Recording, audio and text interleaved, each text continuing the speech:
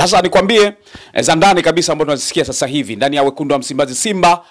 Kuna mgogoro mkubwa sana ambao unaendelea sasa hivi unafukuta.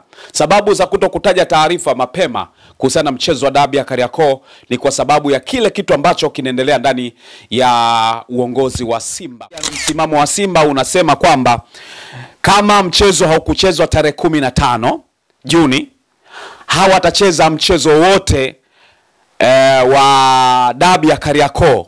Huo ndo msimamo wa Simba.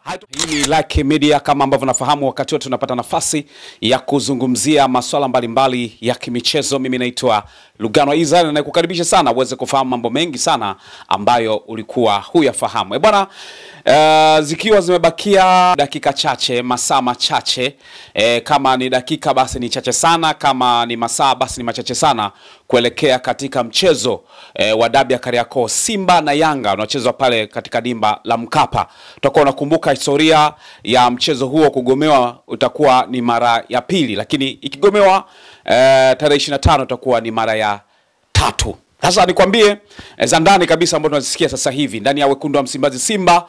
Kuna mgogoro mkubwa sana ambao unaendelea sasa hivi unafukuta.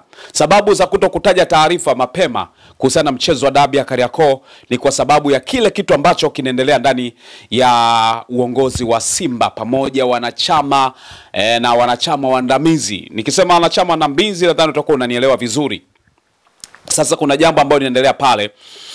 Mara baada ya Simba tarehe 12 walikuwa wameandika taarifa kwa umma, wametuma taarifa kwa umma kupitia akaunti yao ya Instagram ikionyesha kwamba hawatakuwa tayari kucheza mchezo mwingine wowote endapo kama mchezo wa dabi ya tarehe 15 Juni hautachezwa.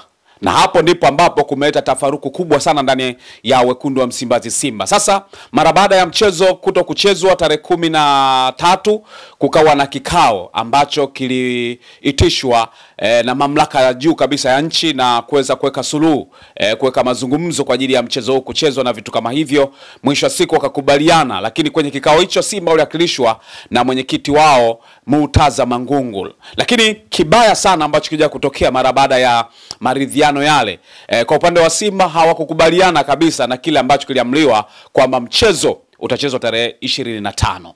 Sasa kukaibuka sintofahamu ambayo ilikuja kutokea kwa wanachama na baadhi ya wadau waandamizi ambao hawakukubaliana kuonekana kwenye picha pale ambapo alikuwa mwenyekiti wa klabu ya Simba kwa maana Murtaza Mangungu, lakini alikuwa Hassan Sano, lakini Hassan Dalali pia alikuwepo. Nakumbuka wote hao ni viongozi waandamizi wa klabu ya Simba, viongozi wa zamani ambao wamekuwa wamehudumu Simba kwa uaminifu mkubwa sana.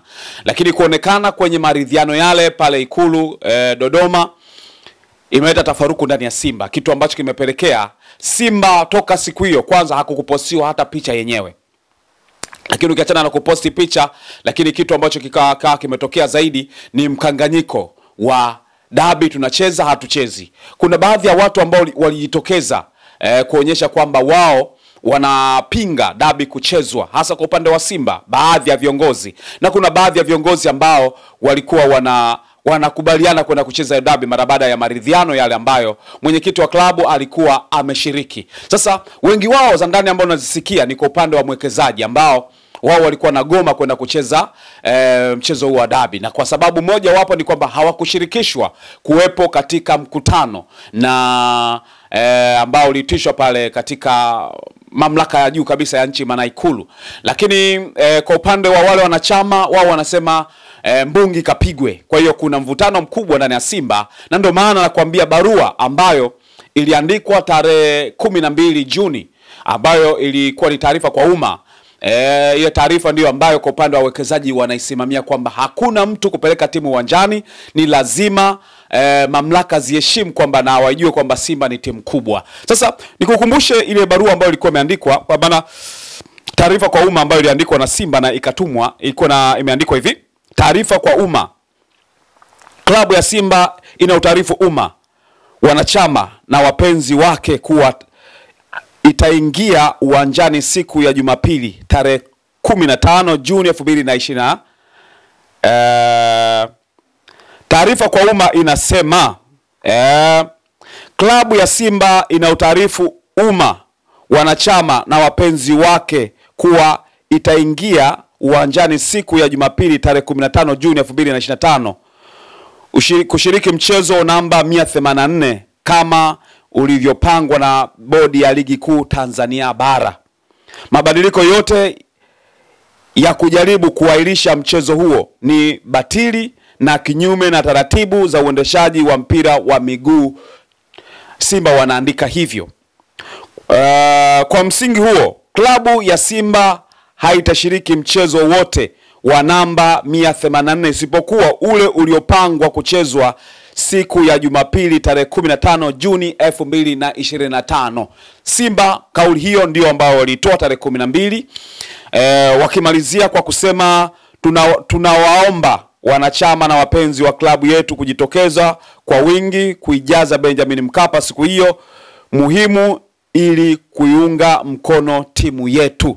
Simba wameandika hivyo na wakimalizia kusema nguvu moja imetolewa na uongozi wa klabu ya Simba Juni 12 mwaka 2025. Hii ndo barua ambayo Simba wameitoa, waliitoa na hawajatoa barua nyingine tena. Kwa maana hii ni taarifa kwa umma ambayo Simba waliitoa na hawajatoa taarifa kwa umma tena tokea tarehe 12 mpaka sasa. Na maana yake ukiangalia msimamo wa Simba unasema kwamba kama mchezo haukuchezwa tarehe 15 Juni, hawatacheza mchezo wote wa dabi ya Kariakoo.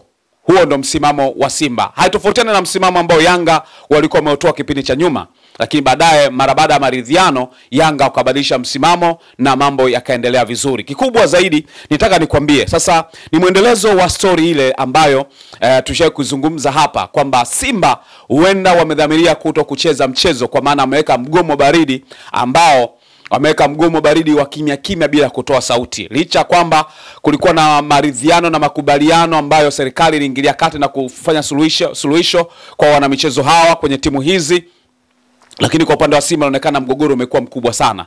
Mpaka juzi kati taarifa pia za ndani ambazo tunazisikia ni kwamba mwenyekiti wa klabu ya Simba aliwaita wanachama wa klabu ya Simba na wapenzi baadhi ambao walifika pale viwanja vya Gwambina, lakini mazungumzo yaliyokuwa yanazungumzwa hakuna neno lolote ambalo lizungumzwa kwamba mechi itapelekwa kwenye dimba la Mkapa kuchezwa au hawatapeleka. Vyote waliviweka hewani kwamba bado watatoa taarifa, lakini mpaka sasa tunavyozungumza kwa maana ya kanuni ambayo na taratibu ambazo zinawaambia pre-match meeting ambayo kwa maana ya kwamba kuongea na vyombo vya habari kwa maana ya timu ambayo itaenda kucheza mchezo husika ni kwenda kuongea na vyombo vya habari.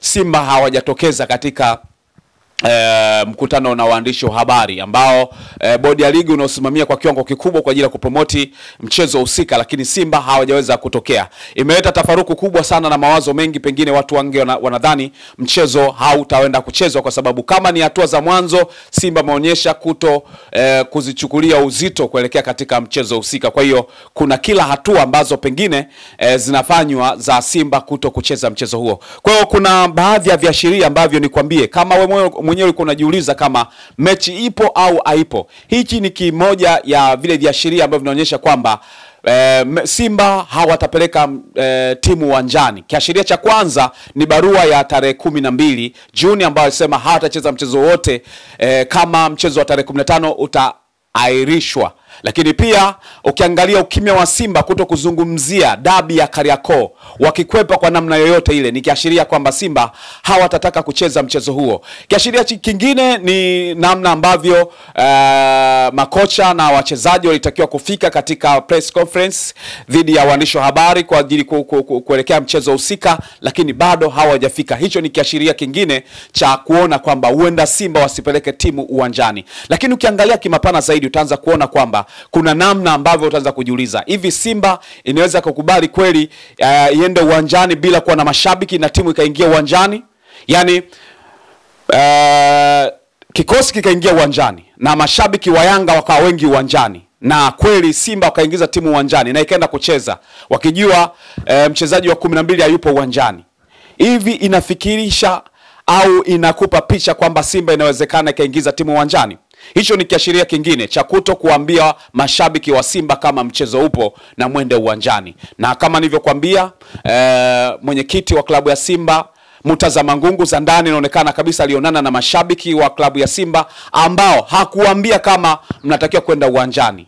Yeye alikaa kimya akasema tutakutoa taarifa. Huenda kukawa na mazungumzo mengine au mabadiliko mengine hapo baadaye, lakini mpaka sasa tunavyozungumza, kama ulikuwa unajiandaa kwenda dimba la Mkapa, uwe na 50% kwa 50. Huenda mchezo huo usiwepo kabisa kutokana na viashiria ambavyo Simba wanavyoonyesha kwa sasa kwamba huenda Simba hawako tayari kushiriki mchezo wa dabi ya Kariakoo ambao kila mmoja anatamani kuona ukichezwa. Kwa hiyo nikwambie, kama unajiandaa kuelekea kwenye mchezo wa dabi ya Kariakoo, kuwa na 50% kwa 50. Lakini kama ni mwekezaji wataka kwenda kufanya biashara pale, basi weka nusu kwa nusu kwamba chochote kinaweza kikatokea. Kwa hiyo tuchukua tahadhari za kutosha kabisa. Lakini ukiniuliza ni nini ambacho kinaweza katokea endapo kama mchezo huo wa dabi ya Kariakoo hautachezwa tena kwa mara ya 3, maana yake ni kwamba tumetengeneza mgogoro wa moja kwa moja na wadhamini. Nishakuzungumza kwamba NBC za ndani ambao tulishazisikia kama mdhamini mkuu wa ligi kuu Tanzania bara alikuwa anajitathmini juu ya ligi yenyewe na muendelezo ambao upo sasa hivi ndani ya ligi kuu Tanzania bara. Na hichi ambacho kimetokea, pengine watu wanaanza kufikiri pengine anataka kujitoa kwenye ligi. Sasa yote hayo yanaweza kanasababisha sasa wale wadhamini wakaanza kuona ligi ya Tanzania haina ustahimilivu. Maana yake ni kitu ambacho utaki kwenda kuwekeza. Inawezekana ikasababisha wawekezaji sasa wadhamini wengine wakaanza kuona kabisa kwamba ligi kuu Tanzania bara sio ya kuiamini sana, kitu ambacho kinaweza kukimbiza wadhamini, hasa mdhamini kama NBC ambaye ni mdhamini mkuu wa ligi kuu Tanzania bara. Wengi wanategemea kuona dabi ya Kariakoo ndio ambayo inanufaisha sana kwenye mambo ya branding na vitu kama hivyo, lakini kama haipo inawezekana ikafikirisha hata wadhamini kujitoa katika ligi. Ndicho ambacho naweza kukizungumza kwa sasa kwamba endapo kama msimamo utabakia kama ulivyo, inawezekana ligi hii msimamo huu ukibakia kama ulivyo, inawezekana ligi hii ikatengeneza mgogoro mkubwa sana, hasa kwa wakiudhamini ambao hakuna mtu ambaye anatamani kuona ukitokea katika ligi hii. Kwa hiyo vitu ambavyo vimeendelea kwa ujumla, niseme tu ni viashiria vya kwamba huenda mchezo wa dabi ya Kariakoo usiwepo, licha ya kwamba waamuzi kutoka Misri, kwa maana mwamuzi wa kati ambaye ni Amin Mohamed Amel Omari kutoka pale nchini Misri, moja kati ya waamuzi au marefari bora kabisa ambao walidhamiriwa kwenda kuchezesha ule mchezo, huenda karudi patupu bila kuchezesha mchezo huo kwa sababu ya mazingira ambayo inaonekana. Huenda Simba wana msimamo wao wa kutokuingiza timu kabisa na wamejipanga kabisa kupokea matokeo yoyote ambayo yataenda kutangazwa, kwa maana mchezo usiwepo na vitu vingine kama hivyo. Kama ambavyo unafahamu, Misri kusha kutokea kitu kama hicho kwa timu ya Zamalek pamoja na Al Ahly ya Misri, ambao wao walikuwa na madai tofauti kidogo. Wao walihitaji refa ambaye atoka katika nchi ya Misri au katika ligi ile akachezesha mchezo, lakini Al Ahly ndio walikuwa dai lako kubwa. Zamalek akaingiza timu uwanjani, lakini mwisho wa siku Al Ahly akupeleka timu uwanjani, akakata pointi na maisha yakaendelea. Sasa huenda pia Simba kawa ni sehemu nyingine ya kukata pointi endapo kama hatapeleka timu uwanjani kwenye mchezo wa dabi ya Kariakoo, lakini itakuwa ni picha moja ya ajabu sana, na huenda ikaandika kwenye vitabu vya kimichezo vya kumbukumbu vya dunia. Mgogoro ambao ulihusisha kutokuchezwa, ambao ulichukua miezi takribani 2 bila kupata suluhisho, na mchezo wa dabi au kuchezwa, basi Simba na Yanga itawekwa humo na ligi ya Tanzania itawekwa humo. Itakuwa ni kumbukumbu ya juu kabisa. Bwana, ni hayo ambayo nialeta hapa.